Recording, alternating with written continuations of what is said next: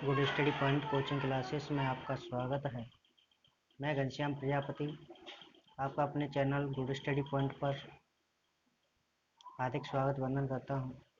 आज मैं class 12th agriculture की फसल के लिए इम्पोर्टेंट क्वेश्चन लेकर आया हूं। पहले तो मैं आपको टाइम टेबल बता देता हूं कि एग्रीकल्चर वालों का जो पेपर है वो कब कब है। तो एग्रीकल्चर वालों का जो पहला पेपर है वो 10 तारीख को है, दोपहर 2 बजे से। दोपहर 2 बजे से 5 बजे तक है। जो 10 तारीख को है क्रॉप प्रोडक्शन एंड एग्रीकल्चर पहला पेपर है। दूसरा जो पेपर है वो है हमारा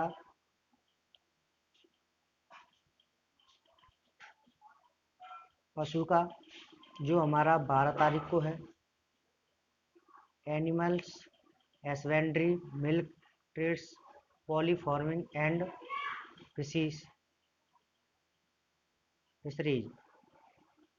तो ये हमारे पेपर थे।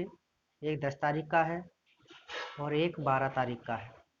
तो पहला फसल का है, इसलिए मैं फसल के इम्पोर्टेंट क्वेश्चन लेकर आया हूँ।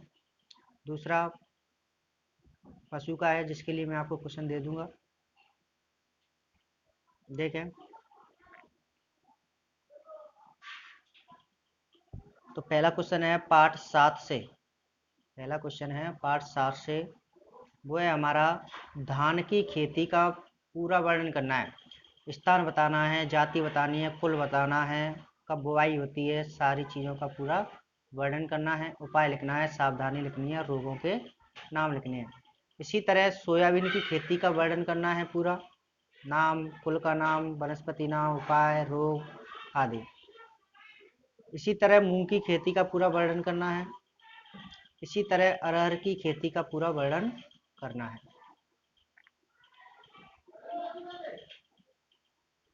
फिर आपको करना है रोपिंग विधि के लाभ तथा सावधानी और हानियां लिखनी है। ये करना है हमें रोपिंग विधि का।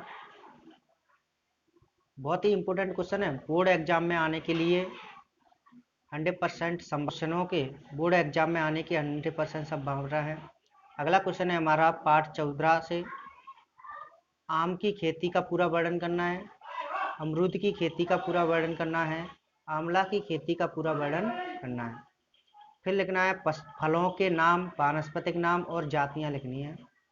ये लिखनी है फलों के, किसके लिखने हैं? फलों के। हमें ये सभी चीज़ें फलों के बारे में लिखनी है, उनके नाम लिखने हैं, फलों के वानस्पतिक नाम लिखने हैं और जातियां लिखनी है उनकी। अगला क्वेश्चन है फलों के रोगों के बचाव या उपाय लिखने हैं। फलों के रोगों के नाम या बचाव या उपाय लिखने हैं। अमरूद की मृगवाद फसल से अधिक पैदावार के सुझाव देने हैं। जो अमरूद की मृगवाद फसल होती है उसके अधिक पैदावार के सुझाव देने हैं। फिर उसके बाद पार्ट 16 है, जिसमें सेब का जैम बनाना है। उसकी विधि लिखनी है, आवश्यक सामग्री लिखनी है तथा सावधानियां लिखनी है।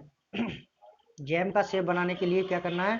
सावधानियां, आवश्यक सामग्री, ये सब विधि वगैरह हमें लिखनी है। उसके बाद है हमारा जेली की विशेषताएं लिखो तथा सावधानियां लिखनी है। उसके बाद है जैम और जेली में अंतर। उसके बाद क्या है हमारा? जैम और जेली में अंतर। ये क्वेश्चन है